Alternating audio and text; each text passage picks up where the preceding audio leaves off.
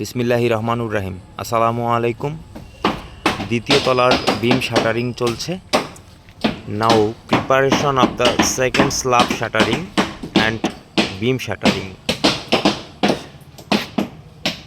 মিস্ত্রি ভাই, সেটা হচ্ছে আপনাদের এই যে মিডিলে কিছু সাপোর্ট দিছেন, এই সাপোর্টগুলো তো একদম হালকা হয়ে গেছে, দুর্বল বাঁশ মিডিলের বিশেষ করে। হ্যাঁ,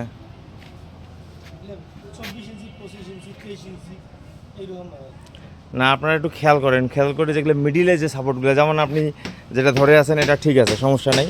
তবে আবার এই যে এইটা দুর্বল হয়ে গেছে, ওই দেখেন ওইটা,